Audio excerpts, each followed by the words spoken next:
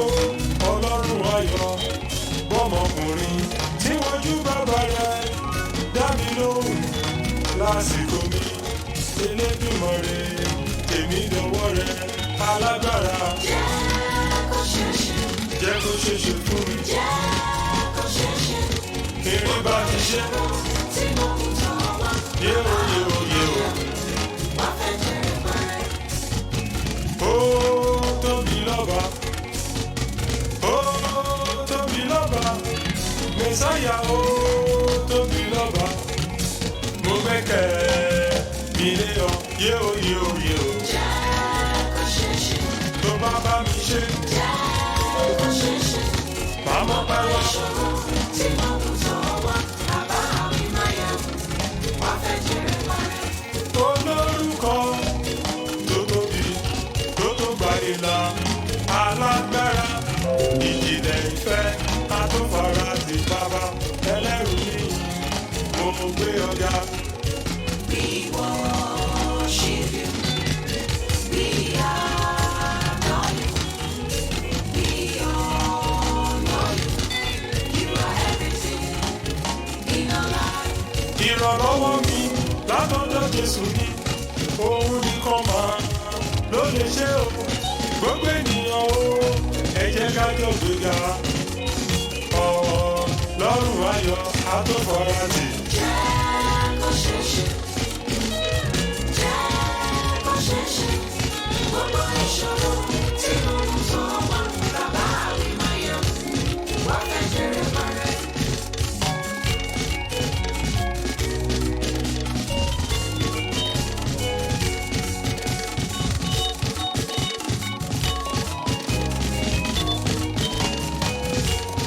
Ọlọ́run mi o Jẹ́ káyé mọ̀ wípé, jẹ́ káyé mọ̀ wípé, ìrẹ lọ́lọ́run.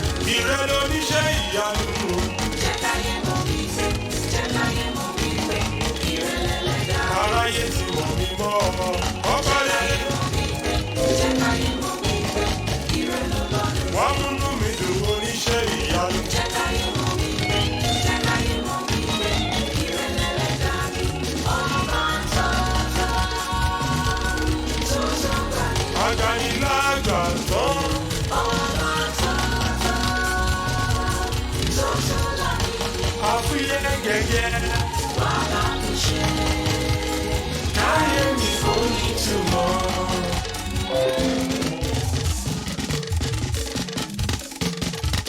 Bàbá jọ̀wọ́, dákun wá gbóhùn ẹ̀bẹ̀ mi. Tètè ṣetán, padà mú sọ̀rọ̀ ayé mi. Bàbá jọ̀wọ́, dákun wá gbóhùn ẹ̀bẹ̀ mi. Tètè ṣetán, padà mú sọ̀rọ̀ ayé mi. gbogbo ayé yìí bọ̀ kó tún wá lélàlejò Tètè ṣetán, dákun wá gbóhùn ẹ̀bẹ̀ mi. wá kó mi lọ sọ̀rọ̀ mi dayọ̀ olúwa Tètè ṣetán, dákun wá gbóhùn ẹ̀bẹ̀ mi. òwúrọ̀ sán mi alẹ́ mi o bàbá o jẹ́ kó dára fún mi kí n rí bá ti ṣe kí n rọ́nà gbégbá o káyé yẹ mí kí n má bòṣì láyé mi Ọlọ́run mi lànà fò mí ẹlẹ́dàá mi o wá gbé mi ga nínú ọ̀sẹ̀ tí mo wà yìí wá gbé mi ga Tètè ṣetán, dákun wá gbóhùn ẹ̀bẹ̀ mi.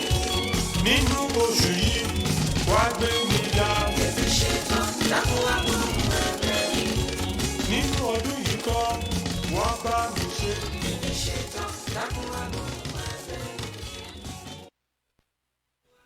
Praise the Lord. Praise the Lord. Hallelujah. Praise the living Jesus. Hallelujah. We welcome you into this program in the name of our Lord Jesus Christ. We are from the Temple of God Ministry. We are here to share the word and also to pray together. And I want to implore you to please, as you are joining us in this program, kindly join us with faith, because the Bible reckons that without faith, we cannot please God. Without faith, we can't please God. Please tune it with faith, because by faith we can ask the mountain to move and it shall move. And I pray tonight all our prayers shall be answered in the mighty name of Jesus. Amen. And I also encourage you to please share this program on your platform in order to bless other people's life. Invite families and friends to tune in into this program in order to bless their life. As you are doing this, God Almighty will bless you in the mighty name of Jesus. Amen. I'm going to hand over to our Father in the Lord while we proceed into today's ministration. You are welcome, sir. Thank you, ma. Praise the Lord. Hallelujah. Living so praise the Lord. Hallelujah. Living so praise the Lord. Hallelujah. Lord is good. All the time. All the time. The Lord is good. Wherever we are, I want us to bow our head as we pray. Níbikíbi tá a bá wà, ẹ jẹ́ ká tẹríba fún àdúrà. Father, in the name of Bàbá ní Jesus, orúkọ Jésù. Almighty God, everlasting God, Ọlọ́run ayérayé. the King of Kings, the Lord of Lords. Ọlọ́run ọba Daddy, àwọn we ọba. thank you for everything you have Bàbá done, Lord, adúpẹ́ fún gbogbo tẹ́ for the ṣe. grace and Fún opportunity orí ọ̀fẹ́ àti àǹfààní. over our family, Lórí ẹbí wa. over children, Lord, Lórí àwọn ọmọ wa. over our job, Lórí iṣẹ́ wa. over everything you are doing, Lórí Lord. ohun gbogbo tẹ́ ń Daddy, ṣe. take up glory in the name Olúwa of gba gbogbo Jesus. ògo ní orúkọ We thank you Jésù. for making us to see the light of the day. Adúpẹ́ nítorí pé jájọ́ róòní. Because many people are perished, Ọ̀pọ̀lọpọ̀ ló ti they are no ṣègbé. more existing, Wọn kò Lord. sí But mọ́. because of the grace Ṣùgbọ́n torí orí that you ọ̀fẹ́. count us worthy, Èyí Lord, tẹ́ fi kà wá we yẹ. come to your presence Àwa tonight, Lord, síwájú yín ní to àṣálẹ̀ worship you, yìí Lord, láti fìyìn to fún give yín, honor for you, láti Lord, fi ọ̀wọ̀ to fún thank you, yín, Lord. láti Father, dúpẹ́ be lọ́wọ́ thou in the yín. name of Olúwa Jesus. gba ògo ní Lord, orúkọ I pray in Jésù. the name of Jesus. Àgbàdúrà ní orúkọ ńlá Jésù. Everything that may be delay our life, Ohun Lord, gbogbo tó lè máa dá wa dúró. as we are going to worship Bí today, a ó Lord, ti yàn Daddy, lónìí, remove them. Olúwa mú kúrò. Everything that has stand as hindrances Gbogbo ohun tó lè dàbí ìdíwọ́ in our life, ìdènà Lord, ní ìrìn àjò ayé Daddy, wa. cast them away. Olúwa mú wọn As we kúrò. are going, oh Lord, Bí a ti ń lọ, Daddy, go Olúwa, along with us. Olúwa lọ For pẹ̀lú wa. everyone that will join this Fún program gbogbo ọkàn tí ò with darapọ̀. one issue and another, Fún ìdí kan bí before this ìkejì. program will end, Kí ètò yìí tó you have parí, the testimony ẹ ò ní ẹ̀rí over rere the situation. lórí ipò You náà. will have the Ẹ ò ní testimony. ẹ̀rí tó And I dájú. pray for Mo all sì the family gbàdúrà fún gbogbo ẹbí that will be watching the program èyí tí wọn yóò máa wò now, wá right now, ní and I will be ìṣẹ́jú yìí. watching after. Tí wọ́n máa I wò pray in tó the bá name tún of yá, Jesus, mo gbàdúrà ní the orúkọ Lord Jésù. Almighty, Olúwa you will Ọlọ́run bless ìyanu your family. yóò bùkún fún Your ìdílé family will yín. never remain the same. Ìdílé yín kì yóò wà Every bákan spirit náà of mọ́. darkness Gbogbo in ẹ̀mí your life òkùnkùn today, ní ìrìn àjò ayé Jehovah will lónìí, cast them away. Olúwa yóò mú I kúrò. commit the environment you Mo are fi gbogbo agbègbè tẹ́ wà in the síwájú blood of Ọlọ́run, Jesus. síwájú ẹ̀jẹ̀ I Jésù commit Kristi. the instrument that we're going to use today in Mo the fi hand of the gbogbo Lord. irinṣẹ́ sínú ẹ̀jẹ̀ Jésù. Let the blood of Jesus continue to flow Ẹ̀jẹ̀ Jésù kó máa rìn kọjá over our life. Let lórí the ayé blood wa. continue Ẹ̀jẹ̀ to Jésù kó dájú flow over our family. Let the blood lórí ẹbí continue to wa. flow. Ẹ̀jẹ̀ Jésù kó As we dájú are going to go to bí a ó worship ti you, máa Lord, lọ láti Daddy, sin go along Ọlọ́run. with us. Olúwa lọ ṣáájú wa. Daddy, go along with us. Olúwa lọ ṣáájú wa. Everything that we're going to see, Gbogbo Lord, ohun tá a ó ṣe let it lónìí come from you, jẹ́ Lord. kó wá láti Thank ọ̀dọ̀ you, rẹ. Jehovah. Adúpẹ́ ní ọwọ́ Glory rẹ. be to your name. Ògo ni forúkọ yín. In Jesus' Ní orúkọ mighty name we Jésù pray. Kristi ni a gbàdúrà. Àmín. Amen. Àmín lórúkọ Jésù. Thank you, everybody. Adúpẹ́ lọ́wọ́ gbogbo ọkàn. Yes, I want to, wherever you are, I want you to help us share the Níbikíbi program. tẹ́ bá wà, mo fẹ́ kẹ́ bá wa fi ètò yìí ránṣẹ́ I sáwọn want you ènìyàn. to share the A program. fẹ́ kẹ́ fi ránṣẹ́ As sáwọn you ènìyàn. want your blessing to Bí be, ẹ ṣe fẹ́ kí ìbùkún yín kó I pọ̀ want tó, you to share the mo program. fẹ́ kẹ́ máa fi ránṣẹ́ Don't sáwọn hesitate ènìyàn. to share the Ẹ program. má ṣaláì ṣe bẹ́ẹ̀. Don't hesitate to share the Ẹ má program. ṣaláì fi ránṣẹ́. Because God wants to do something that Nítorí never pé Ọlọ́run been done. fẹ́ ṣe ohun kan in nínú your ayé life rẹ today. ní ọjọ́ And I pray in the name tòní. of Mo sì Jesus, gbàládùra ní orúkọ everything that God Jésù. has planned to do in Ohun your life gbogbo tí today, Ọlọ́run it pinnu shall láti be ṣe permanent. yóò jẹ́ Now àjẹmọ́nú. you are going to go to worship A ó the máa name of God. tẹ̀síwájú láti yin Ọlọ́run. And wherever you are, I want you to worship God. Mo fẹ́ kẹ́ bá wa yin So Ọlọ́run. whatever thing that be stand as a body in your life, Ohun tó bá I dàbí want you to ìgbèkùn put ayé it wa, aside. mo fẹ́ ká fi sí Put it ẹ̀gbẹ́ kan, aside. ẹ jẹ́ ká I mú want you sẹ́gbẹ́ to kan. worship God. Mo fẹ́ ká Because yin through Ọlọ́run. this worship, Nítorí pé nípa your ìsìn story ilé must change. ìtàn rẹ yóò Your yí story padà, will change. ìtàn rẹ And yóò yí God will padà. do something that Ọlọ́run nobody yóò knows. sì ṣe ohun And tí it shall ènìyàn be kò well lè with ṣe, your soul. yóò sì dára In fún Jesus' ọkàn wa. mighty name. Ní orúkọ ńlá Jésù.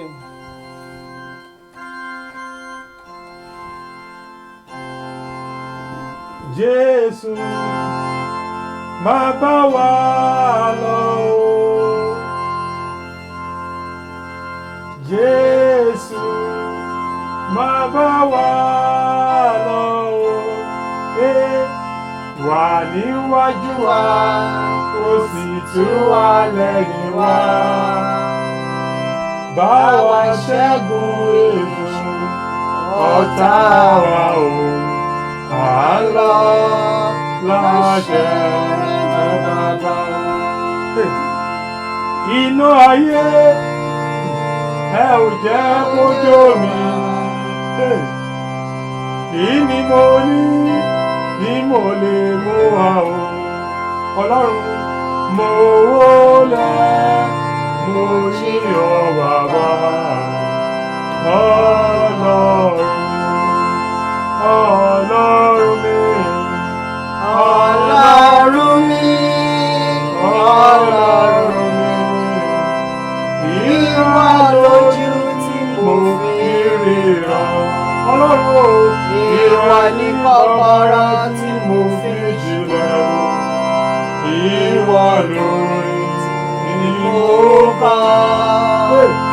Iná ayé ẹ ò jẹ́ ojú mi. lè mú wa o. Mo Wólẹ̀ mo ní ọ bàbá Ọlọ́run.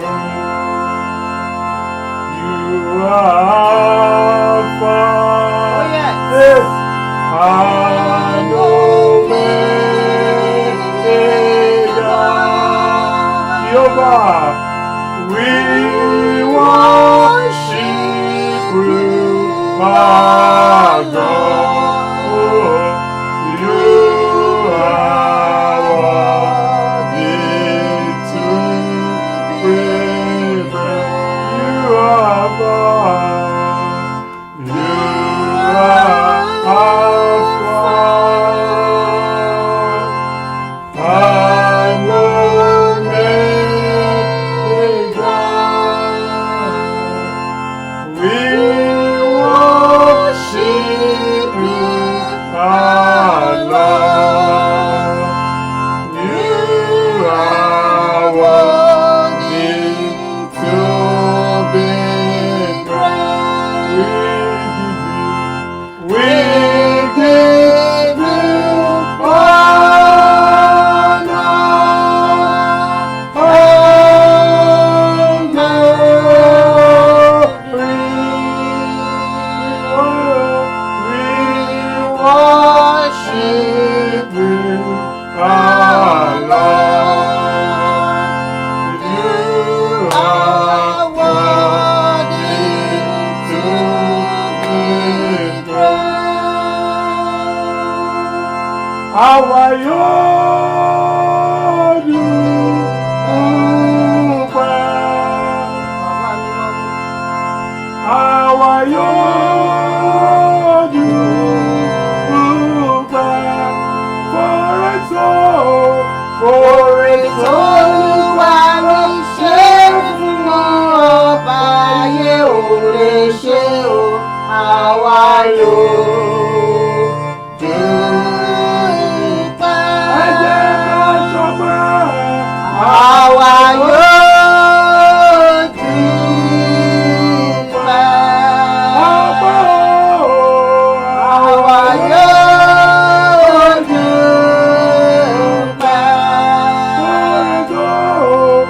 Oore Olúwa mi ṣe fún mi, ọba ayé ò lè ṣe o, àwa yóò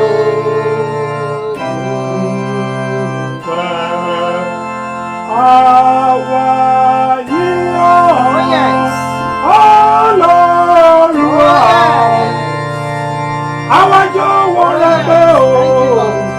Ìrẹ̀ lolúwa lolúwa o. Àwa yíyọ̀ Ọlọ́run wa. Àwa jọ̀wọ́ rẹ pé ìwọ lolúwa. Àwa yíyọ̀ Ọlọ́run wa. Àwa jọ̀wọ́ rẹ pé ìwọ lolúwa. Àwa yíyọ̀ Ọlọ́run wa. Àwa jọ̀wọ́ rẹ pé ìwọ lolúwa.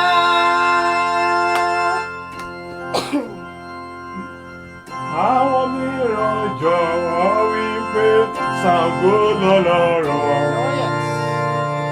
Àwọn mìíràn jọ̀wọ́ wípé Ajé lọ́lọ́run wọn.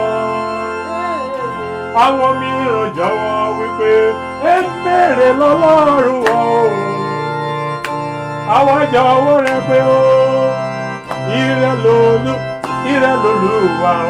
Àwa yíyọ̀ Ọlọ́run wa. Àwa jọ̀wọ́ rẹ pé ìwọ lolúwa.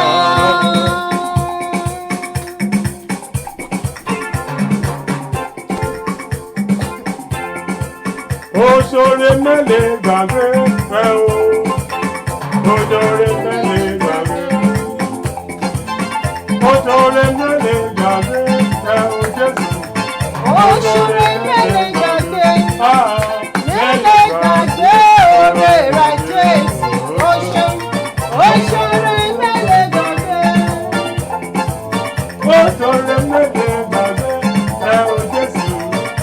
ṣeré mélé gbàgbé. Mélé gbàgbé rere. Ó ṣeré mélé gbàgbé. Ó ṣeré mélé gbàgbé. Mélé gbàgbé oore rẹ̀ Jésù. Ó ṣeré mélé gbàgbé. Wẹ́rẹ́wẹ́rẹ́ àti wẹ́rẹ́ ní Olúwa. Ọba tí mo pè lóore. Àti wẹ́rẹ́ ní bàbá mi. Ọba tí mo pè lóore. Wẹ́rẹ́ ní o. Àṣewẹ́rẹ́ níṣẹ́ Olúwa. Ọba tí mo pè tó ń jẹ́. Àṣewẹ́rẹ́ níṣẹ́ Olúwa. Ọba tí mo pè tó ń jẹ́.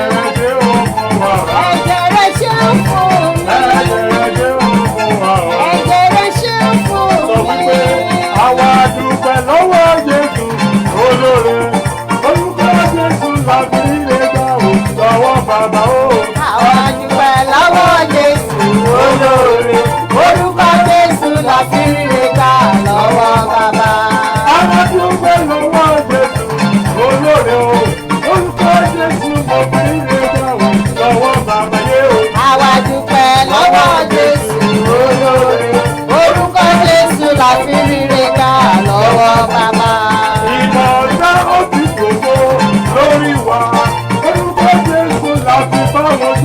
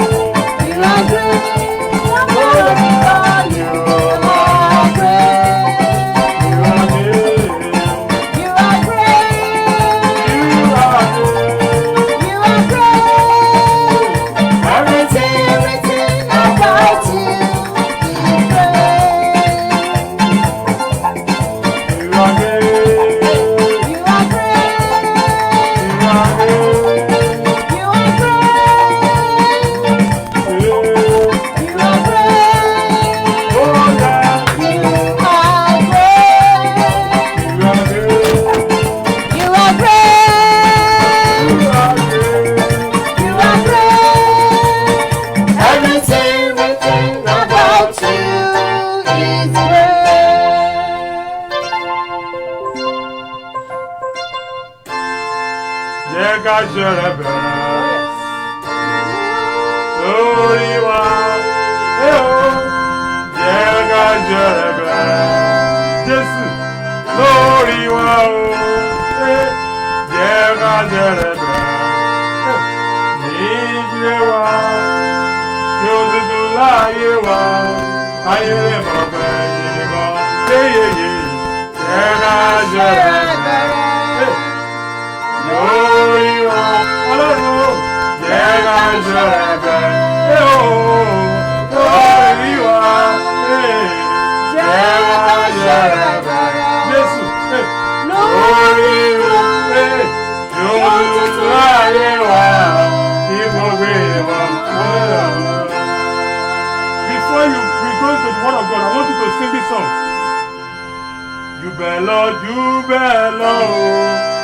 You better, lọ́lúwa yóò ṣe. Nínú ayé wa jù bẹ́ẹ̀ lọ o, jù bẹ́ẹ̀ lọ, lọ́lúwa yóò ṣe. Nínú ayé wa jù bẹ́ẹ̀ lọ o, jù bẹ́ẹ̀ lọ, lọ́lúwa yóò ṣe. Mo mọ̀, mẹ̀yìn lẹ́wọ̀ ní Jẹ́ríkò. Mo mọ̀, ẹ̀yìn lẹ́wọ̀ ogun ayé wa. Mo mọ̀, pàápàá yìí ló ṣẹ́gun fara o. Yóò bẹ́ẹ̀ lọ, lọ́lúwa yóò ṣe. In Jesus' mighty name we worship. Amen.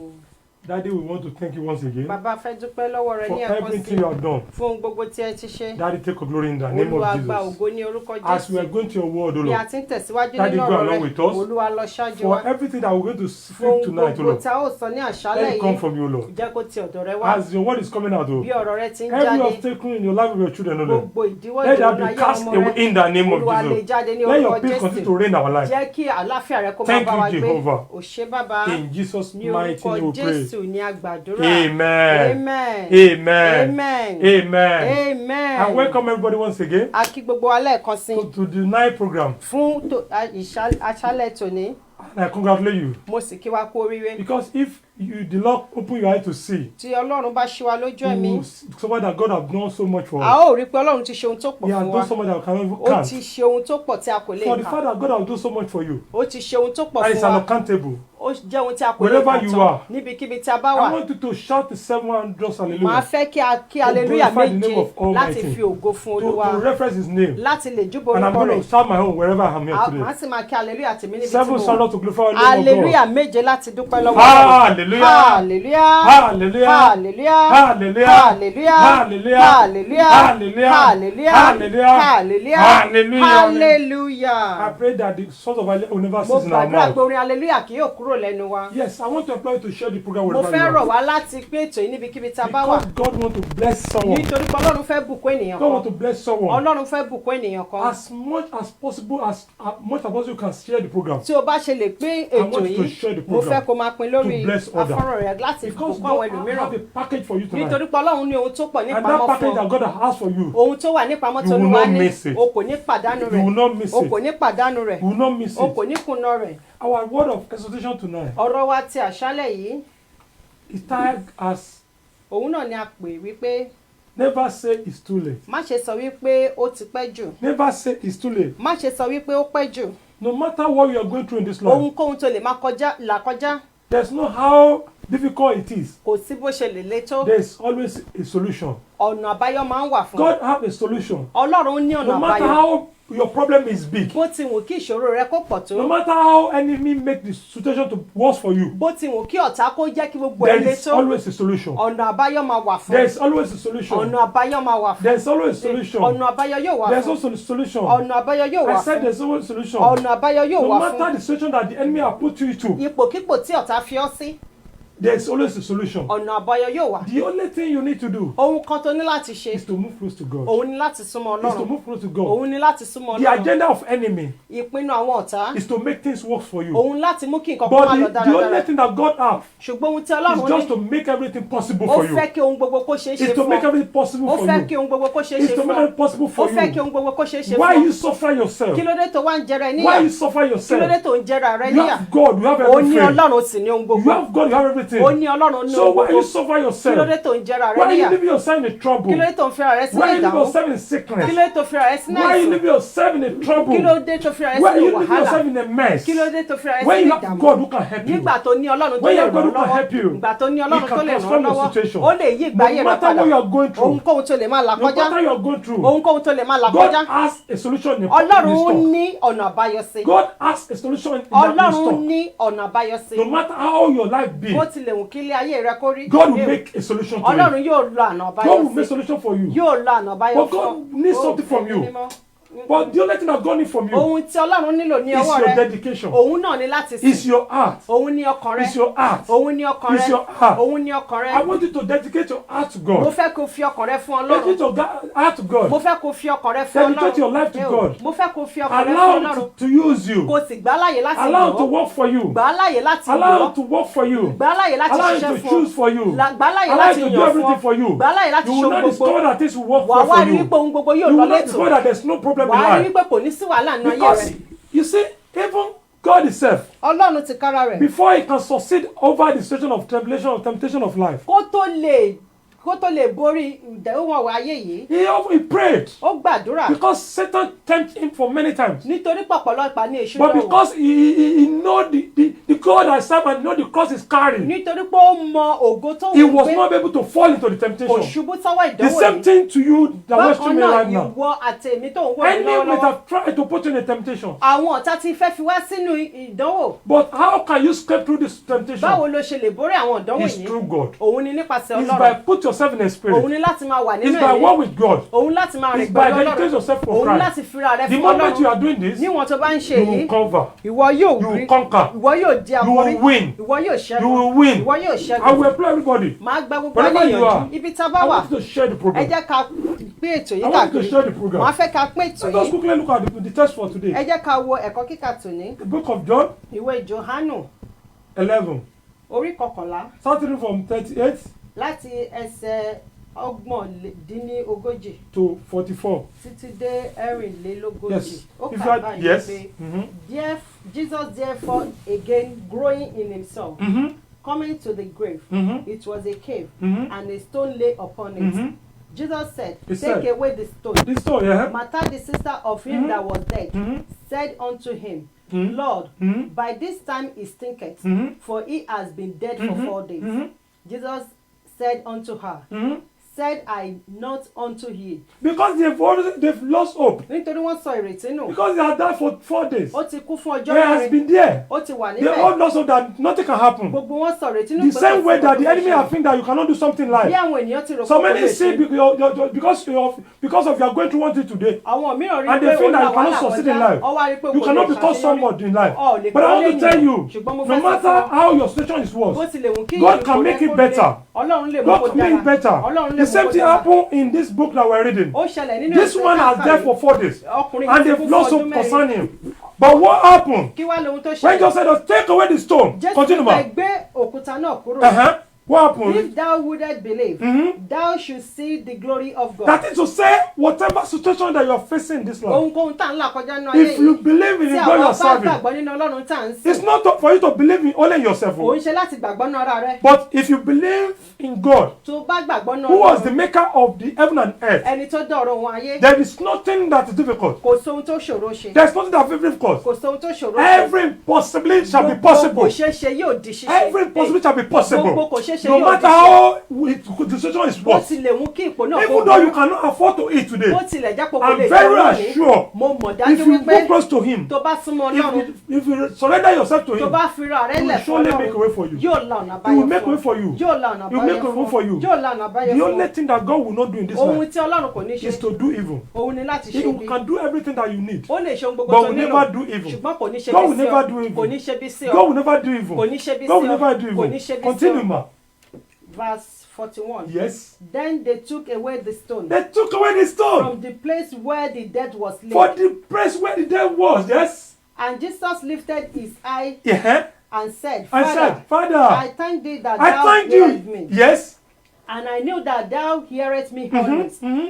But because of these people Mm-hmm. which stand by my side, Mhm. that they may know and Mhm. believe that Uh-huh. ye have sent me. Yes. And when he had thus said this, Mhm. he cried with a loud He voice, carried that word. Lazarus, Uh-huh. come forth. Uh-huh.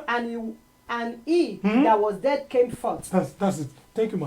What I want to tell you, Ohun tí mo fẹ́ sọ no fún wa, matter how situation is worse in your life, ohun tó wù kó have burú you láyé rẹ, consult God? ǹjẹ́ o ti bọ́ Ọlọ́run Have you sọ? cried to Him? Ǹjẹ́ o ti Have sunkún you sí Ọlọ́run? prayed to Him? Ǹjẹ́ o ti gbàdúrà Have you sí called Ọlọ́run? upon Him? Ǹjẹ́ o ti pe He will Ọlọ́run? surely answer you. Yóò dá Ọlọ́run He will surely dájúdájú. answer you. Yóò dá Ọlọ́run dájúdájú. I want you to rededicate your life to Mo God. fẹ́ kó fi ayé rẹ fún Jésù. I want you to rededicate your life to Mo fẹ́ Christ. kó fi ayé rẹ fún Kristi. No matter, even though, because sometimes you may not have. Let me tell you something. You don't need to have anybody to help you before God will help you. O kò nílò ènìyàn láti ràn ọ́ lọ́wọ́ kọ́ Ọlọ́run tó ràn ọ́ God lọ́wọ́. will send the right person to help you to you. Ọlọ́run á rán ẹni tó yẹ láti So ràn ọ́ don't believe lọ́wọ́. that, oh, because you don't have any helper. Má rò wípé You torí don't have o kò any brother, lórí you don't have any ìrànlọ́wọ́. sister. O ò ní ẹ̀gbọ́n God will àbábúrò. send someone to come and help you that doesn't Ọlọ́run know yóò you. rán ènìyàn láti ràn ọ́ lọ́wọ́. There's a song that I used to say, my son. Orin kan wà tí mo Tí mo máa kọ́ ń mọ́ kọ. ní ìrànlọ́wọ́ mi látọ̀dọ̀ Jésù ni. Òun nìkan mà ló lè ṣe o. Gbogbo ènìyàn o, ẹ jẹ́ ká jọ gbéga Ọlọ́run ayọ̀.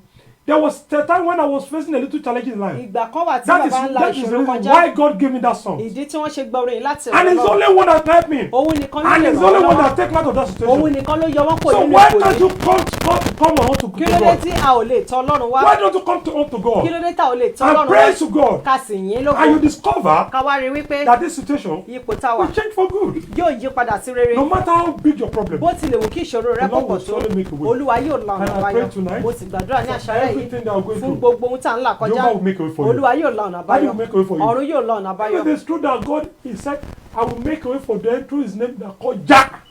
Tó bá Make yẹ a pé people. tòótọ́ ni Ọlọ́run sọ wípé òun yóò la ọ̀nà fún wọn, òun tó òun jẹ́ jà.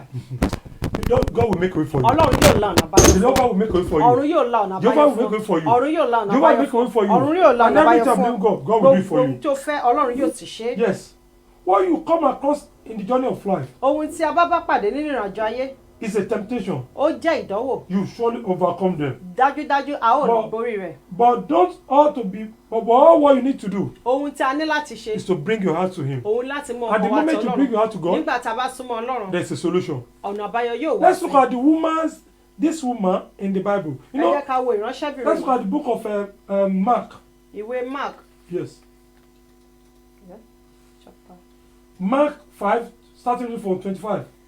ìwé Mark chapter 5 from 25. Yeah, yes. You read. Yes. And a certain woman And a certain woman, which had an issue of blood he 12 has years. had an issue of blood. Look at me. He has had the issue of blood Ó ti ní ìsun ẹ̀jẹ̀ for yìí 12 years. fún ọdún He méjìlá.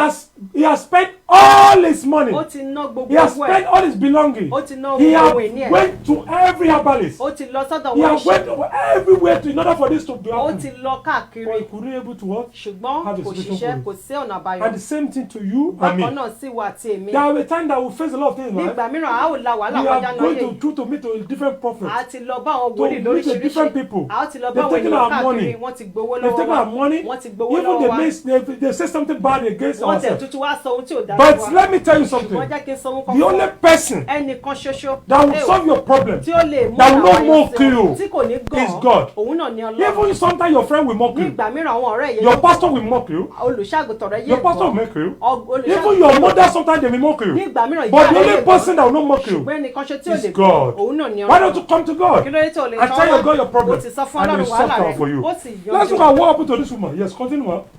Verse 26. Yes, And had suffered many things of many physicians, yes. and had spent all that she had, Mm-hmm. and and was nothing better, Uh-huh. but rather grew worse. He's going what? Because he has spent everything. He go to Babalawo, he go to prophet, everything. He spend anything. Ó ti ná gbogbo There's ohun no tó change. ní. Everything still the Kò sí same. ọ̀nà àbáyọ, gbogbo ẹ̀ wà bákan That is náà. same thing that's happened to someone that's watching me right now. Ohun tó ń ṣẹlẹ̀ sí You have been going through a trouble and tribulation in your life. You spend everything you have. You have spent all money. But I want to tell you, don't look at what you spend, but just come to God. God will make solution. Continue, ma. Yes. 27. Yes. When she had heard of Jesus, He had heard of Jesus. ó gbọ́ nípa The Jésù. same way we are preaching to you today Lọ́nà about tó God. fi ń gbọ́ nípa Jésù Yes. lónìí, came in the press behind Uh-huh. and touched his garment. Yes. For she said, He said, if I may touch his garment. if you are made touch, it's a faith. I want you to have the faith. Mo fẹ́ kó ní As you ìgbàgbọ́. are telling today, Bí a ti sọ fún we have been, I've been there before. Mo ti wà ní I've been there before, Mo ti wà ní and it worked for me. Ó sì If you ṣiṣẹ́ can fún work for me, Tó bá it ṣiṣẹ́ can work fún for mi, you. ó lè ṣiṣẹ́ What you fún need to ọ. do Ohun tó is ní just to láti move ṣe, to òun God, láti sọ hold on to Ọlọ́run, Him, kó dì í mú. dedicate yourself for Kó Him, fira rẹ fún. dedicate your life for Him, Fira ayé rẹ and He will fún. do it for you. Yóò sì And He ṣe will do it for you. Yóò ṣe Finish fún. the chapter, ma. For she said, Uh-huh. if I may touch but If his I may clothes, touch I the shall be ends, made whole. I shall be made. Because he believed he had that if I may touch the head of nítorí that, pé ó gbàgbọ́ pé tóun bá I will fọwọ́ be kan iṣẹ́ healed. tiẹ̀. And what a ó happened? mú òun And what lára happened? At the And moment. straight away the Straight- fountain of her blood was dried up. Uh-huh.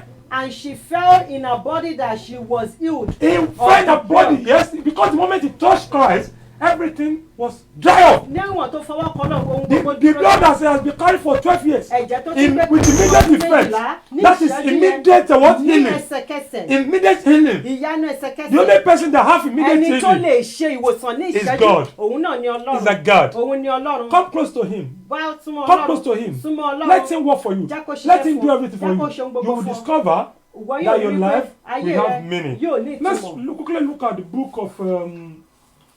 book of Luke 8 as well. Ìwé Luke chapter 8 43.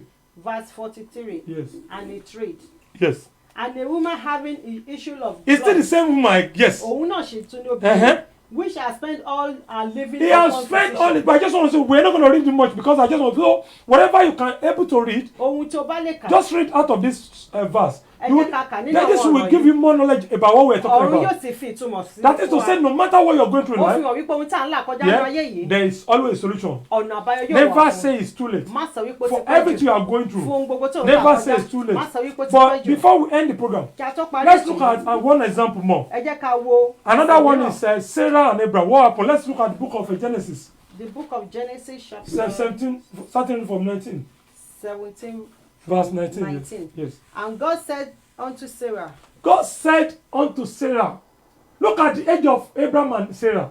Sarah thy At that wife age. shall bear Yes. a son indeed Yes. and thou shalt call his name Isaac. It shall be And at that age, the Lord promised him, it's a promise. Ọlọ́run ṣe ìlérí fún When God make a covenant promise you that tí will do Ọlọ́run bá something, ṣe ìlérí àti He will májẹ̀mú surely kó make it yóò done. No ṣe matter how you bó are, ti wù kó rí no matter how age you are, bó ti wù no kí matter ọjọ́ how rẹ small pọ̀ you tó are, bó ti wù kó kéré mọ́ ó sọ pé ó ní bí mo tilẹ̀ kéré nínú ẹ̀yà Júdà o, Olúwa mọ àwọn tirẹ̀ tó ń lò. Some people they don't understand the level of God. àwọn ẹlòmíràn wọn kò God, ní òye it's bí not Ọlọ́run because ti of your ṣiṣẹ́ knowledge. kò ń ṣe It's nítorí not because of ọgbọ́n how big or your àbí age. bó ṣe If tóbi God àbí want bó to ṣe use you, dàgbà. Tí God Ọlọ́run will bá use fẹ́ you. Ọlọ́run yóò lò ọ́ God will use you. Ọlọ́run yóò lò It ọ́ doesn't mean that this guy is very small. And no, God kò doesn't. túmọ̀ sí pé yàn No. kéré Ọlọ́run kò lè God lò ó doesn't. It doesn't interest in whatever you Ọlọ́run kì í are. wo bó ti jẹ́ God can use anyone. ó lè lo ẹnikẹ́ni Just give yourself to Him. ìwọ ṣàfihàn rẹ fún Present yourself to Him. ìwọ fira rẹ Dedicate fún yourself to Him. fira And rẹ God fún will use you. òun yóò sì God lò can ọ́ use you in a different ó way. lè lò ọ́ ní It doesn't mean you ọ̀nà must be an evangelist. kò túmọ̀ sí You pé kò can jáde be a rere church worker. ó lè máa You can be a ṣiṣẹ́ nínú prayer ìjọ warrior. ó lè já You fàdúrà can be ìjọba anything. ó lè God jó can change it to anything. Ọlọ́run lè The fi ọ́ destiny lóhùnkóhùn. helper is God.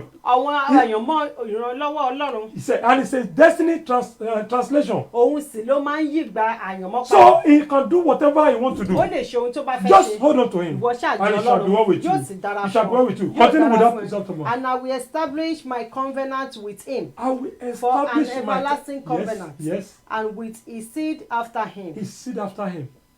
Continue.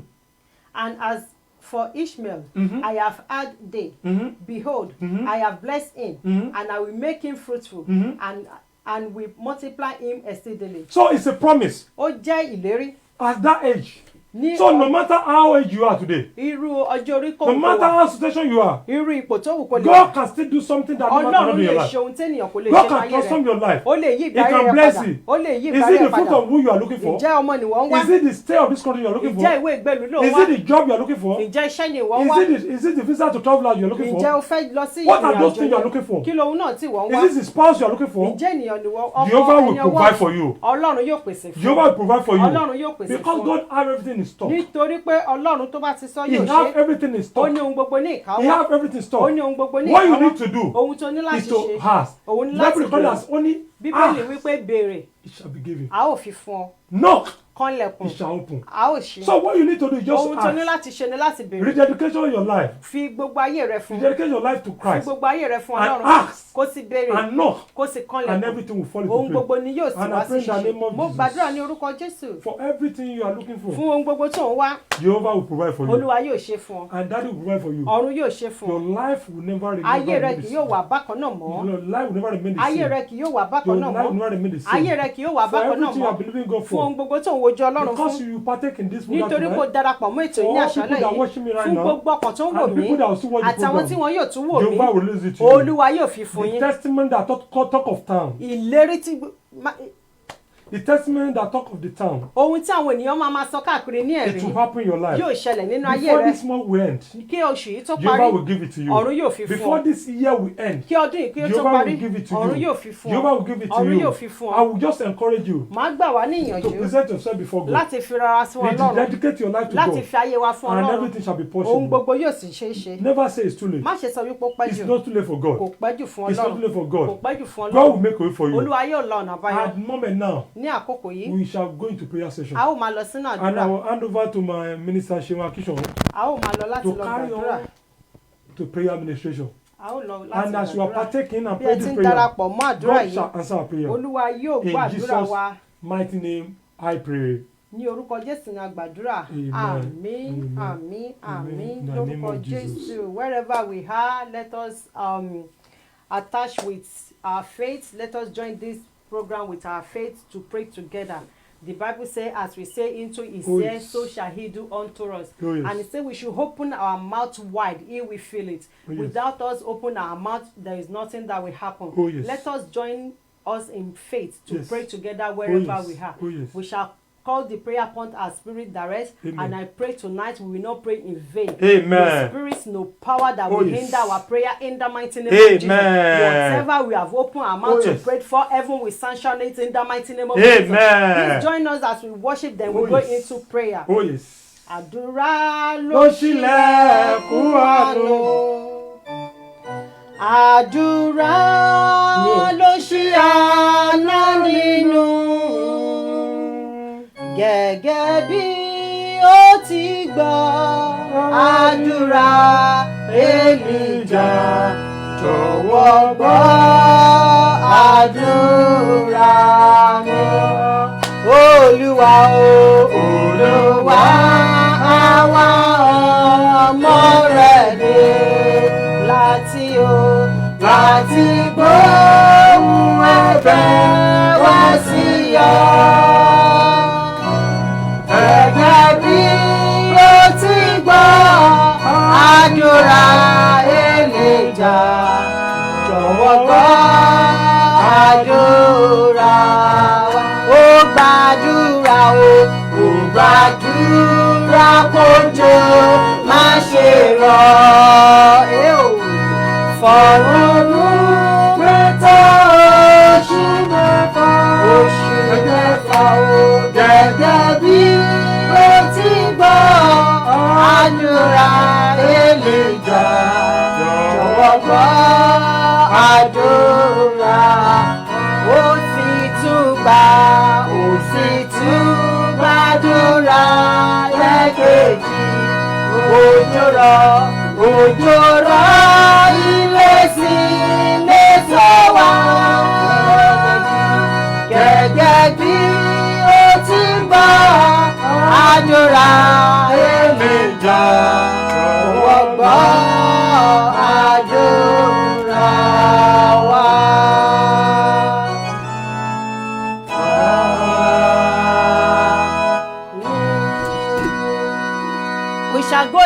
prayer at this minute. If you have your water, your honey, your oil, whatever your faith attached to, just take it and hold on to it and open your mouth. And believe that whatever you pray tonight, it shall be answered. Amen. Do not have the spirit of fear. Yes. Because the Bible makes us to understand that God has not given us the spirit of fear. He has given us the spirit of sound mind, that we should pray and ask with boldness. Whatever we say, it will be established in heaven. Amen. So let us believe that our prayer is answered. Amen. Now, before we proceed in our requesting, it is good to give thanks to God. At all times. It is good to thank him at all times. Peradventure, you haven't prayed to say thank you this morning. Or you have not opened your mouth and said, Lord, I thank you for what you have done. Or what you are doing, or what you will do. This is another privilege for us. To open our mouth and say, Lord, I thank you. Lord, I thank you. It is good to appreciate Daddy, him. I thank you. It's just like a parent. If you Jehovah, do anything to your children, you Daddy, will expect them to say thank Daddy, you, Mom, thank thank you. you, Dad. So also our God, He desires our thanksgiving. He desires the heart of gratitude. The Bible even recognizes that the heart of gratitude shall make it to life. It will be enlarged. So if you say thank you today, definitely it will do more than abundantly to you. Now let us go into prayer. Let us begin to say, Lord, I thank you for what you have done, for what you are doing, for what you will do. I bless your holy name. I say, Lord, I thank you. Everlasting God, accept my thanks. Continue to pray wherever you are. Do not just be watching. Let your mind be into this prayer, because I believe and I'm assuring you, if you pray truly with faith, your prayer shall be answered. Ó yá máa dúpẹ́ lọ́wọ́ Ọlọ́run. Ẹ̀mí mímọ́ ṣe o, ẹ̀mí mímọ́ ṣe o, ẹ̀mí àwa wòlíì, ẹ̀yin kúkú lágbára wa o, ẹ̀mí mímọ́ ṣe, ẹ̀mí mímọ́ ṣe o, ẹ̀mí àwa wòlíì, ẹ̀yin kúkú lágbára wa o, ẹ̀mí mímọ́ ṣe, ẹ̀mí mímọ́ ṣe o, ẹ̀mí àwa wòlíì, ẹ̀yin kúkú lágbára wa o, ẹ̀mí mímọ́ ṣe. If you know that truly you don't have any other God, if you know truly you don't have a balance, if you know truly you don't have anything at all you are worshiping, now open your mouth and appreciate God for you being alive at this time. Look at what has happened in the last 4 months. Look at how many thousands of people that have passed away. They are no more. Not because you are better than them. Not because you are too good. Not because you are not a sinner. Not because you are too intelligent. Not because you are too knowledgeable. But because the grace of the Lord is upon you and I. Let us appreciate him. Olúwo ṣeun. Ẹ̀mí mímọ́ ṣeun. Tí ò bá sí ìwọ kò sí èmi. Báyé ti fẹ́ kórí fún mi. Ó tilẹ̀ gbà wọ́n láàyè. Ẹ̀mí mímọ́ ṣeun. Ṣogo ojú ọ̀run ni mo fẹ́ sọ ní. Àbí ogun ojú ayé. Èyí tó ń gbé mi borí, èyí tí mi tiẹ̀ mọ̀ bọ́ńkọ́, èyí tó ń pa mímọ́ lọ́wọ́ rẹ̀, ẹ̀mí mímọ́ ṣeun, atóbijó ṣeun. Lord, I thank you for your sure protection upon my life, for your goodness in my life, for your blessing in my life. Lord, I say thank you. You are going out and coming in with me. Lord, I thank you. You are worthy to be praised. You are worthy to be glorified. You are worthy of everything. Everlasting God, I thank you. Olúwo ṣeun, ẹ̀mí mímọ́ ṣeun, atóbijó ṣeun, onílẹ̀ ṣeun, ní gbogbo ọ̀nà mo sọ wípé ṣeun lórí gbogbo tá a ṣe fún mi. Olúwo ṣeun, ọba tí ò jẹ́ ń dòkú lójijì, ọba tí ò jẹ́ ń ṣọ̀fọ̀, ọba tí ò jẹ́ ń sọmọ́nà, ọba tí ò jẹ́ ń sọkọlù, ọba tí ò jẹ́ káyé bèrè pé Ọlọ́run mi dà, ọba tó wà lẹ́yìn mi gẹ́gẹ́ bí igi ọgbà mi. Olúwo ṣeun, ọba tí ò jẹ́ kójú kó tì mí, ọba tí ò jẹ́ kó ta kó yò mí. Olúwa gbọ́ ọpẹ́ mi, Olúwa gbà yìn mi. Ìbá má ṣe pé wọ́n wà nípa tèmi, mo ní kí ni mo fẹ́ máa sọ. Ẹ̀mí mímọ́ ṣe o, atóbijó ṣe o. Olúwa gbọ́ ọpẹ́, Olúwa gbà yìn. Títí ayé la ó máa yàn. Jésù Olúwa wa, Jésù Olúwa wa, Jésù Olúwa wa. Bíbélì wípé ohun rere láti máa fi ọpẹ́ fún Olúwa àti láti máa kọrin sí orúkọ rẹ̀ mímọ́ ọ̀gá ògo jùlọ. Ó yẹ ká máa dúpẹ́ ní gbogbo ìgbà. Ó ní ohun gbogbo tó ní ẹ̀mí kó dúpẹ́ lọ́wọ́ Ọlọ́run. Ẹ jẹ́ ká sọ pé Lord, I thank you. Even if you are not in the position you expect, just say thank you, Lord. For the reason being that you are still alive, you are breathing, you are able to talk. Remember, some people are dumb, they are deaf. Some people are blind. You are able to see. You can walk. You can talk. In fact, you can do more than what you expect sometimes. It is the grace. Don't take all these things for granted.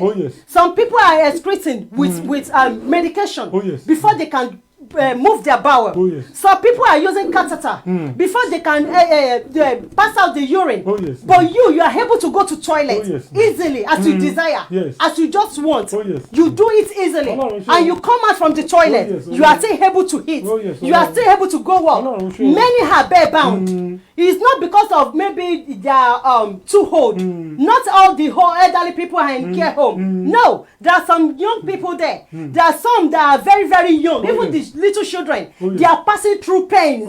But you and I, we are here. We are here, we are rejoicing. We are here, we are happy. We are here, we are eating. We are able to go wherever we want to. Nothing is restricting us. Okay, what about those people are in prison at this time? Many people are in prison. They cannot go out. Some are not even see the sunshine today.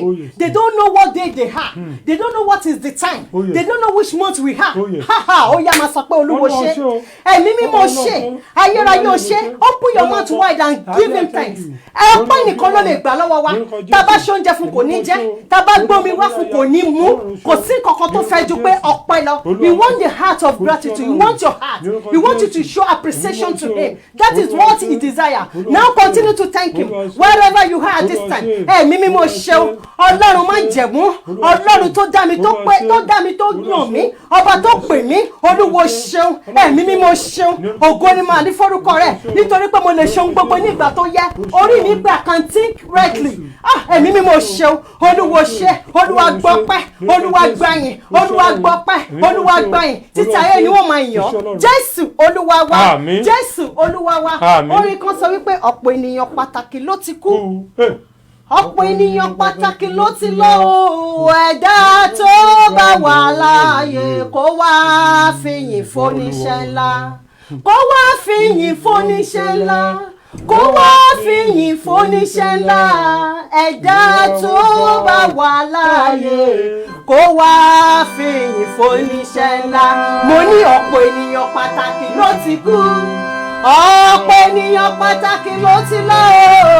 Ẹ̀dá tó bá wà láàyè o kó wá fìyìn fóníṣẹ́ ńlá. Kó wá fìyìn fóníṣẹ́ ńlá. Kó wá fìyìn fóníṣẹ́ ńlá. Ẹ̀dá tó bá wà láàyè kó wá fìyìn fóníṣẹ́ ńlá. Look at all those governors that have passed away. Not because they don't have money to treat themselves. Unfortunately, coronavirus does not respect anybody. It doesn't respect no one. With your position, with your money, with your wealth, with whatever you have, it did not respect anybody. It has us to sit back at home for months, for days, and we are there. And many passed by, many went through, they went behind. Not because we are better, not because we are not a sinner, not because we know how to pray, not because our prayer is so good, or you know how to fast better, you know how to pray or do vigil. No, it's the grace of God. So don't let us take this for granted. Now we are going back to our work gradually. The lockdown has been lifted up gradually. We are able to do all our activities gradually. Even the hall will soon open that we'll be able to party together. Do you want to take this for granted? Do you want to take it by your grace or by your knowledge? Let us use this opportunity to say, Lord, I thank you once again. Thank you, because it's not because I'm wise. Don't look at the situation you have at this present time, because the Bible already tells us that it is not too late. Nothing is impossible for the Lord. For that reason, for the fact that there's nothing impossible for God, let us say thank you, Lord, because I know my tomorrow will be better. Now turn it to prayer. Mímí mo ṣeun. Ayérayé o ṣeun. Ogun ọ̀run o ṣeun. Atóbijù o ṣeun. Mo dúpẹ́ mo rí àánú gbà o. Mo dúpẹ́ mo rí àánú gbà, torí kì í ṣe gbogbo ènìyàn ló rí àánú gbà o. Mo dúpẹ́ mo rí àánú gbà o. Mo dúpẹ́ mo rí àánú gbà, torí kì í ṣe gbogbo ènìyàn ló rí àánú. Mímí mo ṣeun, Atóbijù ṣeun. onílé ayé o ṣeun ọlọ́run o ṣeun mo dúpẹ́ oore rẹ mo dúpẹ́ ààbò rẹ mo dúpẹ́ ìpamọ́ mo dúpẹ́ ìpèsè mo dúpẹ́ gbogbo ohun tó ṣe lórí mi lórí ìdílé mi lórí gbogbo ọ̀nà tó pè mí sí olúwo ṣeun torí pé òun bógun mi wọlé òun bógun mi jáde ò jẹ́ káyé kó béèrè pọ́ lọ́rùn mi dà bí wọ́n ti rò níbi ò jẹ́ kó ṣẹlẹ̀ sí mi olúwo ṣeun atóbijọ́ ṣeun ogun ọ̀rọ̀ ṣeun olúwa gbọ́ pẹ́ wá ẹ̀mí mọ́ gbà yín wá àwọn ọkàn pẹ́ wá o olúwa jọ ṣe ìtẹ́wọ́gbà ọba mi tó gbọ́ pẹ́ inú à olúwa gbọ́ pẹ́ mi ọba tó gbọ́ pẹ́ jésù kristi olúwa wa olúwa gbọ́ pẹ́ mi ọba tó gbọ́ pẹ́ hebel olúwa gbọ́ pẹ́ mi ó gbọ́ pẹ́ inú àlẹ́yìn ikú omi olúwa gbọ́ pẹ́ mi ọpẹ́ mi kò ṣe ìtẹ́wọ́gbà ògo ni forúkọ mímọ́ rẹ jésù olúwa wa jésù olúwa wa jésù olúwa wa. The topic of today says it's never too late. Oh, yes. Do not say it is too late. Oh, yes. Regardless of your situation. Oh, yes. I want to encourage you. Oh, yes. I want to strengthen your faith. Oh, yes. That there is nothing impossible for the Lord. Oh, yes. God is God of all flesh. Oh, yes. He's God of possibility. Yes. Tó bá lè lànà nínú òkun fún àwọn ọmọ Ísírẹ́lì. Ó ní kí òkun kó pínyà. Nǹkan tí Moses ní láti ṣe kọ́ ni kó na ọ̀pá yẹn. Nǹkan tí wọn náà ní láti ṣe náà ni pé kó la inú ẹ̀ kó gbàdúrà.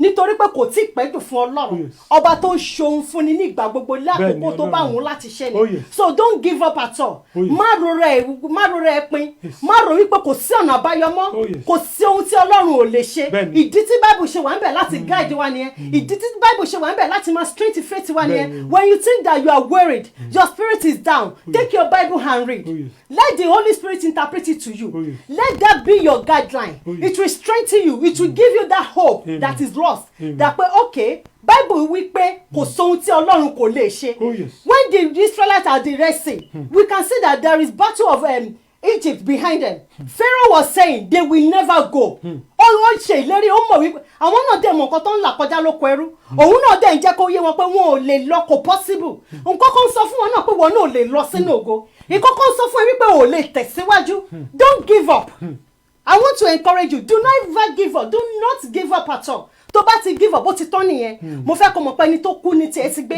ẹni tó ti kú tí kò lè lajú mọ́ òun ni kò lè ṣe kankan for the reason that you are still alive you can do a lot you can even do greater than what you expected so don't give up now we go to pray to God God of Israelites ọba tó pín òkun níyà fún àwọn ọmọ Israeli ó ní kí òkun kó pín ó sì pín kí wà ní kò lè ṣe òkú ọjọ́ mẹ́rin àwọn èèyàn gan ti lose up àwọn family gan ti sọ ìrètí nù wọ́n nítorí pé ọjọ́ mẹ́rin ni ó dẹ̀ ti ń rùn obviously òkú tó ti ń rùn oh my God báwo ni ó ṣe fẹ́ jí ṣùgbọ́n nípa ọgbọ́n tiwa nìyẹn kábíyèsí Elédùmarè nípa ọgbọ́n ènìyàn nìyẹn kò lè ṣeé ṣe that is our own thinking that is woman imagination that is it can never bẹ́ẹ̀ náà ni wọ́n náà ṣe ń wo ọ̀nà tó wà yẹn wípé kò lè ṣẹlẹ̀ I want to encourage you tí òkú ọjọ́ mẹ́rin bá gbọ́ ohùn Kristi Jésù ó gbọ́ ohùn rẹ̀ ó ní Lásárù jáde wá Bíbélì wípé ó jáde ó dìde àwọn tó wà níbẹ̀ gan wò pé kí ló ń ṣẹlẹ̀ ṣùgbọ́n ó dìde ohùn Kristi ló gbọ́ bí o ti ń gbọ́ ohùn Kristi láti ẹnu mi ní ìṣẹ́jú yìí mo sọ̀rọ̀ taṣẹ́taṣẹ́ sínú ìṣòro tó wà wípé lórúkọ Jésù ò tún rí wọn mọ́ ní orúkọ ńlá Jésù ò tún rí wọn mọ́ ipò tó wà tó rò pé ò lè kúrò níbẹ̀ mo ní lórúkọ Jésù ò tún rí wọn mọ́ ipò yẹn á yí padà ó wọnú ògo lọ náà mo fẹ́ kó mọ̀ wípé kò sóhun tí Ọlọ́run ò lè ṣe it's never too late it's never too late ìgbàgbọ́ nìkan ló lè ṣe ohun gbogbo nípa ìgbàgbọ́ nìkan ló lè rí ògo Ọlọ́run nípa ìgbàgbọ́ nìkan ló lè rí ọ̀nà àbáyọ nípa ìgbàgbọ́ nìkan ṣàgbàgbọ́ wípé bó ti wù kó rí ọjọ́ ọ̀la mi máa dára ṣàgbàgbọ́ wípé bó ti wù kó rí mi ní kú sínú ogun tí mo wà yìí ṣàgbàgbọ́ wípé bó ti wù kó rí Jésù náà ni Jésù Ọlọ́run lọ́lọ́run yóò máa jẹ́ ìlérí tó ti ṣe ó máa múṣẹ. Okay, let us look at the story of Job. Ẹ jẹ́ ká wo ìgbé ayé Job. Many a times me rò pé àti ìrẹ́ ẹni tí ó go through nǹkan tí Job went through. No, in this life mi rò pé àti ìrẹ́ ẹni tí nǹkan tí Job tó go through what Job went through. I don't think that many of us have went through it. Even the half of it. Lórúkọ Jésù àní sọmọnù. Bíbélì sọ pé gbogbo nǹkan tó ní pátápátá ló lọ lójú ẹ̀mí ẹ̀. Everything that he has. Ẹ̀mí mímọ́. Everything. Ọmọ, ìyàwó, gbogbo nǹkan. All the ships. Everything. All the good thing. Can you imagine kéèyàn ti wà dáradára kó ti ní owó kó ti ní gbogbo nǹkan kí gbogbo ẹ̀ dẹ̀ máa lọ díẹ̀díẹ̀. Situation yẹn burú bad. Lórúkọ Jésù àní experience ẹ̀. Ó bad gan ni. It's not what we can even pray for our enemy. kò ń ṣe nǹkan tó dára rárá gbogbo ẹ̀ dẹ̀ ń lọ síbẹ̀ kò ń ṣe wípé ó tún wá wà ní ìlera not he was not even healthy he was in sickness there is boils all over him there was boil all over him from head to toe to even sit is in pain to lie down he will be in pain to sit down everything in pain ló wà ṣùgbọ́n gbogbo ẹ̀ ń lọ ó dẹ̀ dúró ti Ọlọ́run ó mọ̀ wípé Ọlọ́run tóun sìn ó ju gbogbo nǹkan tóun went through lọ we can see the end of his life we can see he recovered back gbogbo ohun tó sọnù ní orúkọ Jésù wàá gbà padà ní orúkọ Bàbá tọmọ tẹ̀mí mọ́ gbogbo ohun tí ó sọnù ní orúkọ Jésù wàá rí gbà padà gbogbo ohun tó ti sọnù pátápátá Bíbélì wípé in multiple fold he was restored I pray tonight whatever you have lost in your life whatever enemy have taken away from you maybe you are in sickness you don't have good health anymore. I pray God will restore you back in the mighty name of Jesus. Is it your child that people have taken away? I pray that God will restore you back in the mighty name of Jesus. Is it your good job that enemy have taken away? I pray that tonight the Lord will restore you back in the mighty name of Jesus. Now we're going to pray because it's never too late for God. Our God is God of possibility. Our God is God of possibility. There is nothing impossible for him. Ó mú mi jáde láti inú àpáta ó rọ̀ òjò mánà ní aginjù ó mú owó jáde nínú ẹja oh my God kí ni nǹkan tí ò lè ṣe ó rìn lórí ìyá afẹ́fẹ́ ó jókòó ní ọ̀run ó fi ayé ṣe àpótí ìtìsẹ̀ rẹ̀ ó ti tóbi jù bẹ́ẹ̀ lọ it's bigger than our problem it's bigger than what we are going through so má rora ẹ pin ṣáà ní ìgbàgbọ́ wípé ọjọ́ ọ̀la mi yóò dára sí ipò yóò tí mo wà Ọlọ́run ni Ọlọ́run Ọlọ́run ni yóò máa jẹ́ Ọlọ́run ni yóò máa jẹ́ lóní lọ́lá o títí ayérayé Ọlọ́run ni yóò máa jẹ́ Ọlọ́run yóò máa jẹ́ kò yí ipò padà is everlasting God he never change our God never change kò dẹ̀ ní sọ lónìí kó lóun ò tún sọ bẹ́ẹ̀ mọ́ because he's not man ènìyàn ló máa sọ pé mo promise ẹ oh sorry kò possible mọ́ nítorí ìdíbà àbí ìdíbà but God will not give you excuses he will do it at his own time and that time will be a perfect time trust me it will be a perfect time ìgbà tí àkókò yẹn ó máa jẹ́ time tó máa suit life ẹ tó máa fi ìyìn ògo Ọlọ́run wọ̀n orin kan sọ wípé gbogbo ohun tó ń ṣẹlẹ̀ sí mi kògo Ọlọ́run lè hàn láyé mi ni so ohun tó bá ń ṣẹlẹ̀ sí ọ mo fẹ́ kó mọ̀ pé kí ògo Ọlọ́run kó lè fara hàn ni so don't give up now let us pray to God Lord strengthen my faith I can't do it by myself. Even with what is around me, I cannot do it. I'm not even encouraged.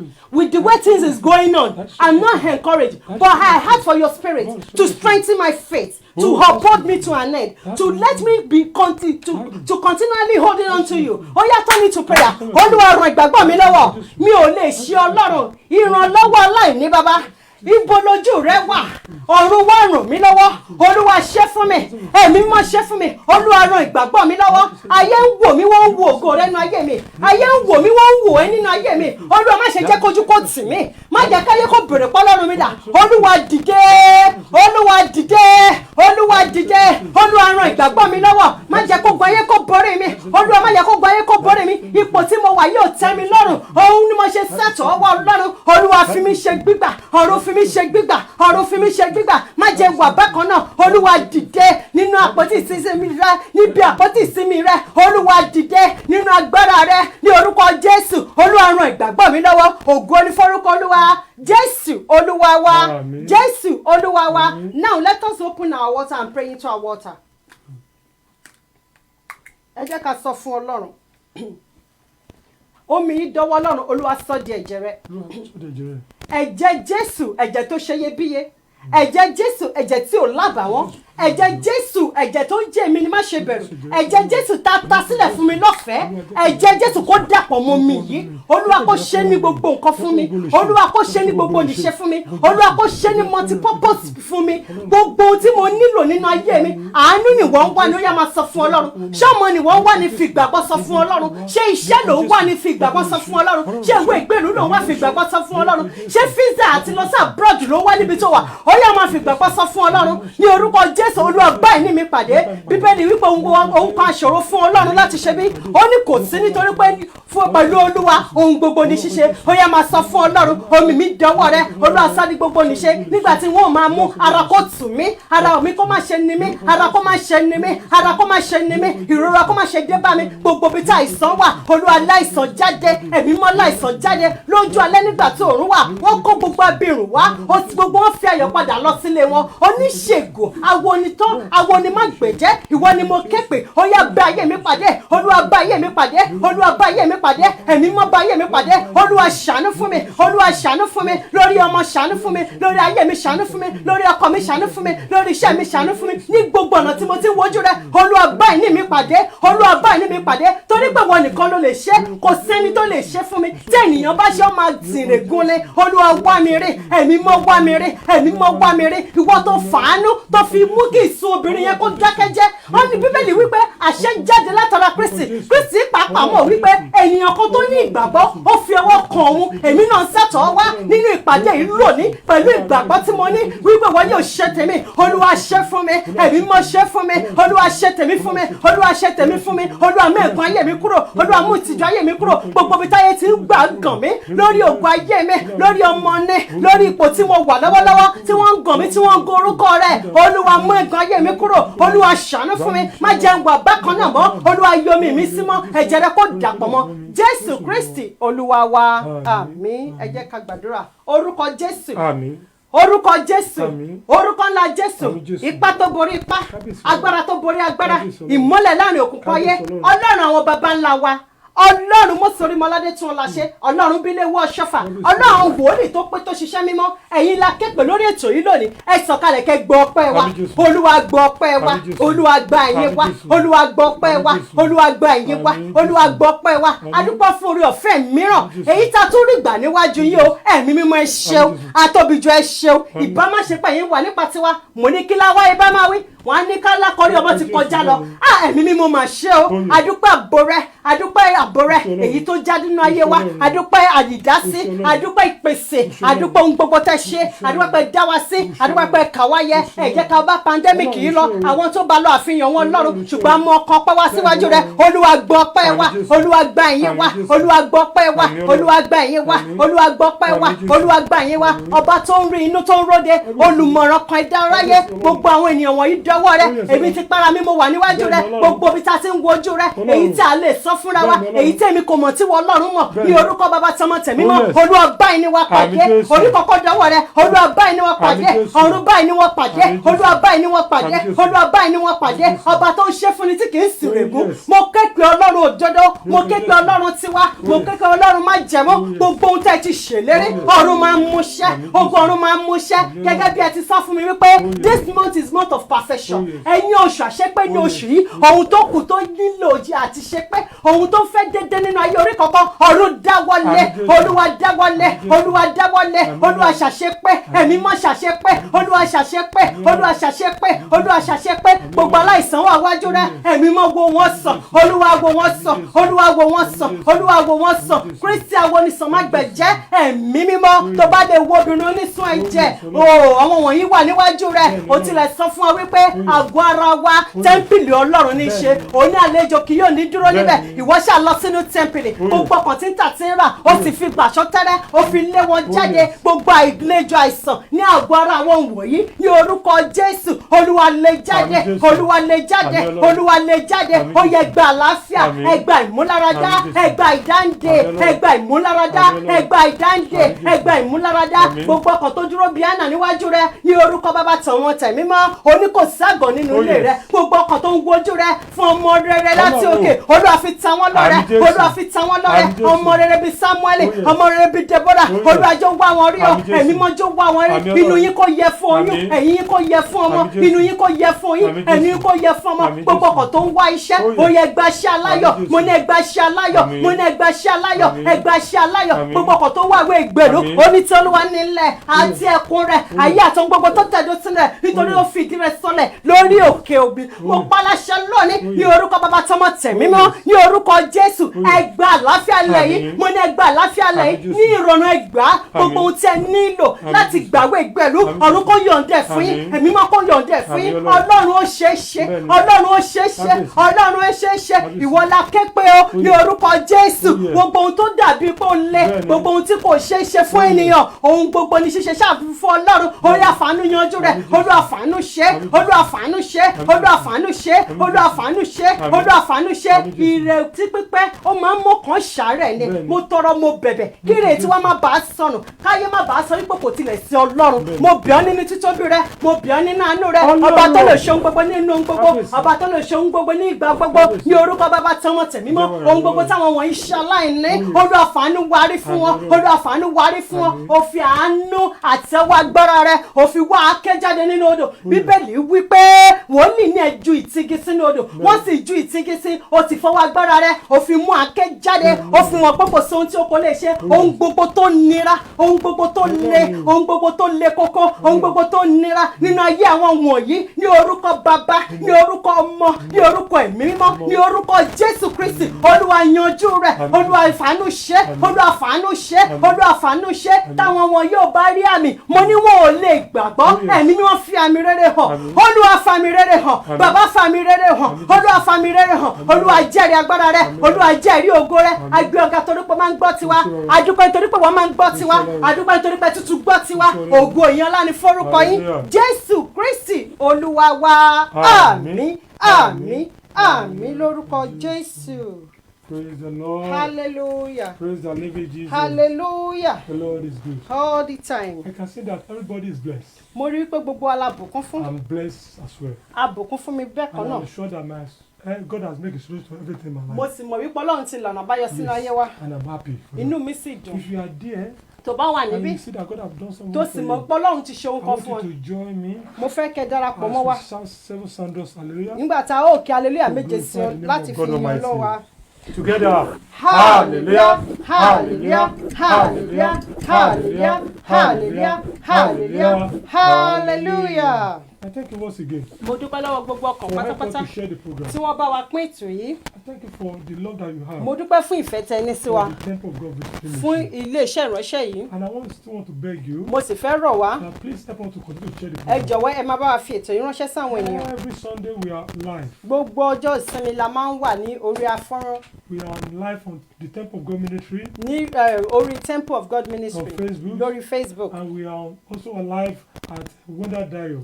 àti lórí Facebook. Wonder Dial Facebook page. Sometimes we are live at the Safe Omega Media as Ní ìgbà well. mìíràn a máa ń wà ní orí Safe Omega Media So níbi tẹ́ tí ń wò always wá watch our yìí. program. Ẹ jọ̀wọ́ ẹ máa wo àwọn Always ètò wa help us to share the ẹ sì program. máa bá wa fi ránṣẹ́ sáwọn We need ènìyàn. your support. A nílò ìrànlọ́wọ́ We need yín. your support. A nílò ìrànlọ́wọ́ This yín. ministry needs your support. Ilé-iṣẹ́ ìránṣẹ́ yìí nílò This ìrànlọ́wọ́ Safe yín. Omega needs your support. Ilé-iṣẹ́ yìí nílò Please, ìrànlọ́wọ́ I yín. beseech the name of God. Mo rọ̀ wá ní orúkọ Help Olúwa. us to share the Ẹ program. bá wa polongo Help ètò us to yìí. share the Ẹ program. bá wa polongo ètò On yìí. Sunday, Ní ọjọ́ Sunday. we shall be on the platform of Facebook on A ó Temple of tún God wà Ministry ní orí Facebook Temple of God Ministry from 12 o'clock láti aago 12 until the Spirit of God leaves us. títí tí ẹ̀mí Ọlọ́run bá ṣíwọ́ iṣẹ́. And this program is coming up also on next month, August. Ní oṣù tó ń bọ̀ a ó tún máa ṣe ètò yìí The bákan náà first Tuesday of ní August. gbogbo Tuesday kẹta nínú oṣù. This program will always come A up. ó tún máa ṣe ètò yìí bákan náà. Please, I want you to come with your prayer request. Màá fẹ́ ká mú ètò àdúrà wa wá. But one thing I know, Ohun tí mo mọ̀ ni wípé before the next program that we're going to do, kó tó di ìgbà mìíràn tí a máa tún ṣe ètò yìí ní oṣù tó you ń will bọ̀ have a testimony. ẹ ò ní ẹ̀rí rere. I said you have a testimony. Ẹ ò ní ẹ̀rí ní orúkọ You have a Jésù. testimony. Ẹ ò ní ẹ̀rí lórúkọ Jésù. And I'll be praying for people. A ó sì quickly. máa gbàdúrà fáwọn ènìyàn. I pray for my brother Ayo A gbàdúrà fáwọn bọ̀dá wa Ayọ̀ in the name of Jesus. ní orúkọ The Lord will Jésù. open a way for you. Olúwa yóò lọ ọ̀nà àbáyọ And fún I pray yín. for my sister Yeti. A gbàdúrà fún màmá wa Yétì. Olúwa yóò gbàdúrà fún yín. The mọ́. Lord will pray for you, ma. Ohun tó jẹ́ ti Ọlọ́run yóò ṣe The Lord láṣepé. will perfect all that concerns you. Ọlọ́run yóò dá sọ̀rọ̀ ayé The yín. Lord will intervene in your Ọkàn life yóò balẹ̀. and your mind will be Mo at peace. gbàdúrà fún mọ́mì mi Tẹ́sí Adé, We pray for our mother Tessie Ade, ìyàwó Adégòkè.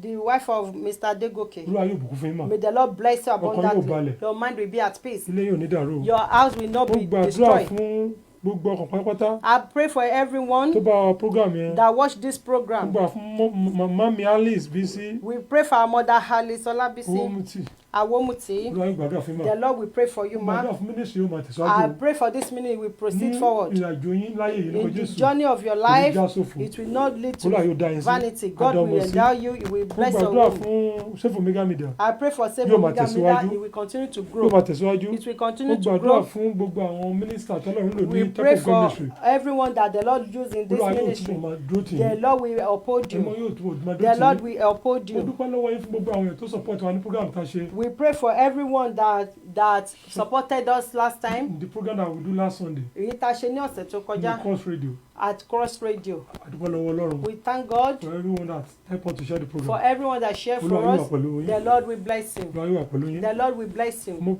I pray for my brother as well I pray for my sister Doris Bella Doris Bella. shall be well with you Yóò dára fún yín Shall mà. go with you. Yóò dára fún the yín Lord lórúkọ will open a Jésù. way The Lord will pave a way for he will you. make way for you The Lord will pave a way for he will make way you. for you Olúwa yóò lànà You will àbáyọ never fún be yín. the same. Ẹ kò ní wà and I bákan pray náà for mọ́. Sefo Mega Mo Media sì gbàdúrà fún and Sefo all the Mega family of Temple God àti Ministry gbogbo It shall ẹbí be well with iléeṣẹ́ us. ránṣẹ́ yóò dára It shall fún be wa. well with us. Yóò dára fún let wa. us sing this song as we end the program. Ẹ jẹ́ ká kọrin yìí bí a ti ń parí ètò yìí.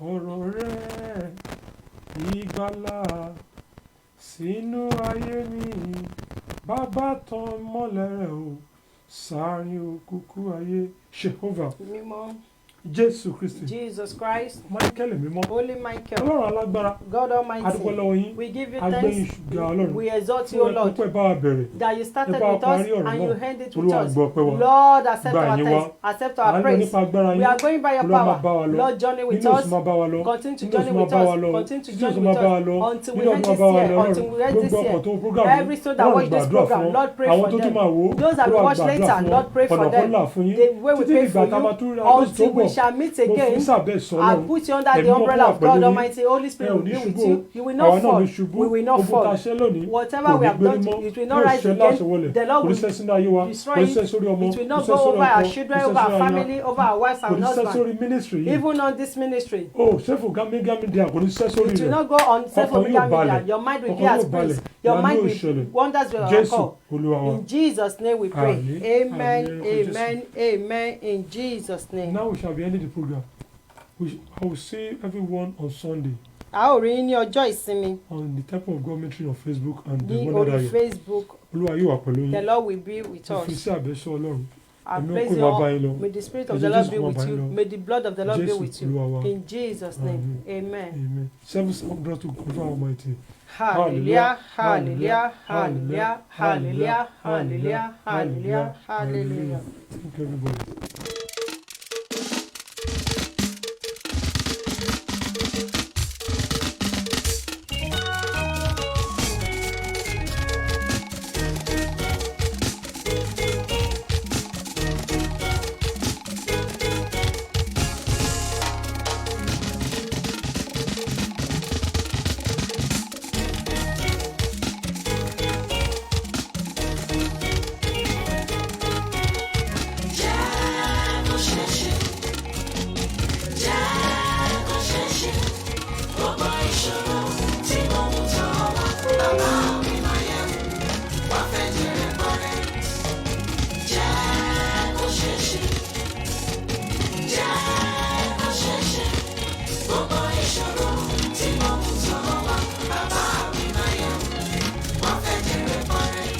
Mo wojú rẹ o, Ọlọ́run ayọ̀, bọ́mọkùnrin tí wojú bàbá rẹ dá mi lóhùn lásìkò mi.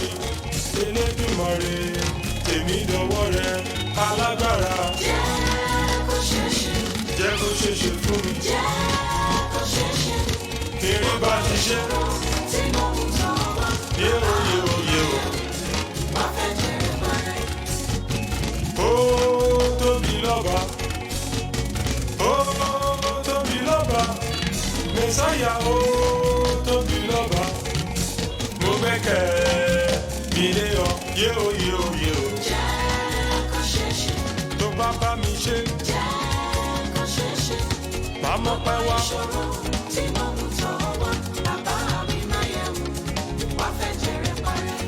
Olórúkọ tó tóbi tó tó gbà.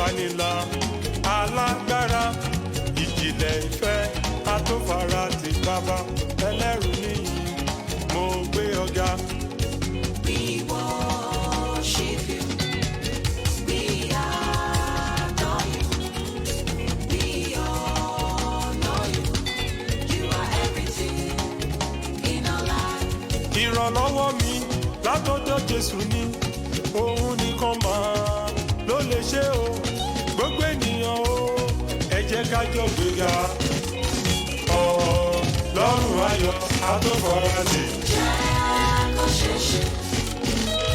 Jẹ́ kó ṣeé ṣe. Gbogbo ìṣòro tí mo ń sọ wá, bàbá mi máa yọ. Wá fẹ́ jèrè parẹ́.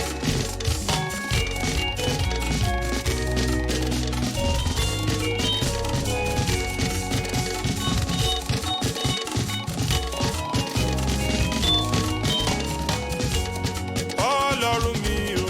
Jẹ́ káyé mọ̀ wípé, jẹ́ káyé mọ̀ wípé, ìrẹ lọ́lọ́run. Ìrẹ lóníṣẹ́ ìyanu o. Jẹ́ káyé mọ̀ wípé, jẹ́ káyé mọ̀ wípé, ìrẹ lẹ́lẹ́dàá. Aráyé ti mọ̀ mí mọ́ ọba rere. Jẹ́ káyé mọ̀ wípé, ìrẹ lọ́lọ́run. Wá múnú mi dùn oníṣẹ́ ìyanu. Jẹ́ káyé mọ̀ wípé, jẹ́ káyé mọ̀ wípé, ìrẹ lẹ́lẹ́dàá mi.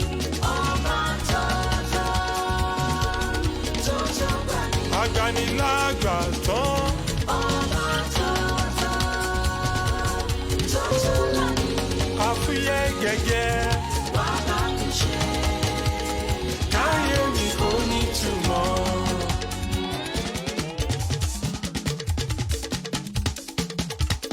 Bàbá jọ̀wọ́, dákun wá gbóhùn ẹ̀bẹ̀ mi. Tètè ṣetán, wá dáhùn sọ̀rọ̀ ayé mi. Bàbá jọ̀wọ́, dákun wá gbóhùn ẹ̀bẹ̀ mi. Tètè ṣetán, wá dáhùn sọ̀rọ̀ ayé mi. Ogun ayé yìí pọ̀, ó tú wá lé lálejò. Tètè ṣetán, dákun wá gbóhùn ẹ̀bẹ̀ mi. Wá kó mi yọ, sọ̀rọ̀ mi dayọ̀ Olúwa. Tètè ṣetán, dákun wá gbóhùn ẹ̀bẹ̀ mi. Òwúrọ̀ ọ̀sán mi, alẹ́ mi o. Bàbá o, jẹ́ kó dára fún mi. Kí n rí bá ti ṣe, kí n rọ́nà gbégbá o. Káyé yẹ mí, kí n má mọ̀ṣì láyé mi. Ọlọ́run mi, lànà fún mi. Ẹlẹ́